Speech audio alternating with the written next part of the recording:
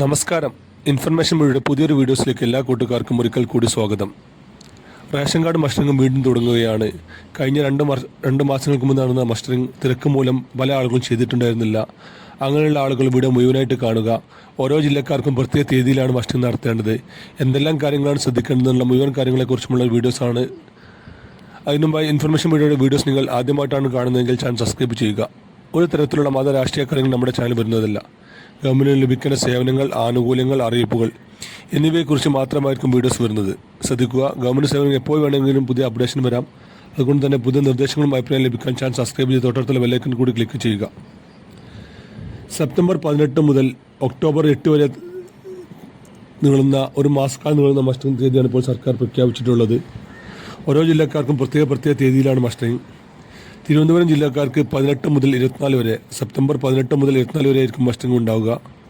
അതുപോലെ തന്നെ കൊല്ലം, ആലപ്പുഴ, പത്തനംതിട്ട, കോട്ടയം, ഇടുക്കി, എറണാകുളം, തൃശ്ശൂർ ജില്ലക്കാർക്ക് സെപ്റ്റംബർ 25 മുതൽ ഒക്ടോബർ 1 വരെയും, പാലക്കാട്, കോഴിക്കോട്, വയനാട്, കണ്ണൂർ, മലപ്പുറം, കാസർഗോഡ് എന്നീ 6 ജില്ലകൾക്ക് ഒക്ടോബർ 3 മുതൽ 8 വരെയായിരിക്കും മസ്റ്ററിംഗ് ഉണ്ടായിരിക്കുക. ഓരോ ജില്ലക്കും അനുവദിച്ച തീയതിയിൽ തന്നെ മസ്റ്ററിംഗ് ചെയ്യാൻ ശ്രമിക്കുക. എങ്കിൽ മാത്രമായിരിക്കും തുടർന്നും അവർക്ക് റേഷൻ സാധനങ്ങളും അരിയും ലഭിക്കുകയുള്ളൂ. ആധാർ കാർഡും റേഷൻ കാർഡുമാണ് നമ്മൾ കൊണ്ടുവരേണ്ടത്. ഇതിനായി ഓരോ റേഷൻ കടകളിലും പ്രത്യേക ബൂത്തുകളുണ്ടാകും. എല്ലാ പ്രവൃത്തി ദിവസങ്ങളിലും ഈ ഒരു പറഞ്ഞ തീയതിയിലുള്ള എല്ലാ പ്രവൃത്തി ദിവസങ്ങളിലും ഈ ഒരു മസ്റ്ററിംഗ് ചെയ്യാൻ സാധിക്കും. നമ്മൾ റേഷൻ വാങ്ങുന്ന റേഷനുകൾ മാത്രമല്ല, എല്ലാ കടകളിൽ നിന്നും മസ്റ്ററിംഗ് ചെയ്യാൻ സാധിക്കും. ഓരോ അംഗങ്ങളും ചുവപ്പ്, മഞ്ഞ റേഷൻ കാർഡിൽ പേരുള്ള ഓരോ അംഗങ്ങളും നേരിട്ടെത്തി മസ്റ്ററിംഗ് പൂർത്തിയാക്കണം. അതിനു മുമ്പായി മരണപ്പെട്ട ആളുടെ പേരുണ്ടെങ്കിൽ എത്രയും പെട്ടെന്ന് തന്നെ മരണപ്പെട്ട പേരുടെ ആളുകളുടെ പേര് ഒഴിവാക്കുക.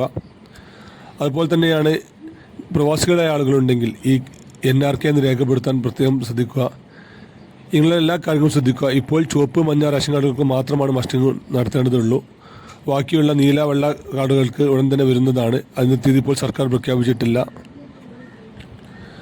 കേരളത്തിലുള്ള ഏത് റേഷൻ ഷോപ്പിൽ നിന്നും നമുക്ക് മസ്റ്ററിംഗ് പൂർത്തിയാക്കാൻ സാധിക്കും. പക്ഷേ ഓരോ ജില്ലക്കാർക്കും പ്രത്യേക തീയതി കൊടുത്തത് മൂലം അതാത് ജില്ലയിലുള്ള റേഷൻ കടകളിൽ നിന്ന് മാത്രമായിരിക്കും മസ്റ്ററിംഗ് പൂർത്തിയാക്കാൻ സാധിക്കുക.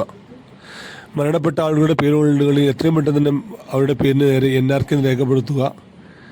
എങ്കിൽ മാത്രമായിരിക്കും തുടർന്നും അവർക്ക് റേഷൻ സാധനങ്ങൾ ലഭിക്കുകയുള്ളൂ. റേഷൻ കടയിൽ നിന്ന് മരണപ്പെട്ട ആളുടെ പേര് മാറ്റൽ, അതുപോലെ തന്നെ പുതിയ ആളുകളെ ചേർക്കൽ, അങ്ങനെയുള്ള എല്ലാ കാര്യങ്ങളും ഇനി ഓൺലൈനായി തന്നെ ചെയ്യാൻ സാധിക്കും. തൊട്ടടുത്തുള്ള ഓൺലൈൻ സെൻ്ററുകളിലോ അക്ഷയ കേന്ദ്രങ്ങളിൽ ചെന്ന് കഴിഞ്ഞാൽ റേഷൻ കാർഡിൽ പേര് ചേർക്കാൻ സാധിക്കും. അതിനുശേഷം അവിടെ നിന്ന് ലഭിക്കുന്ന ഫോം കൊണ്ട് ഒരാഴ്ച കഴിഞ്ഞാൽ അതിൽ നിന്നും പ്രത്യേക റേഷൻ കാർഡ് ലഭിക്കും.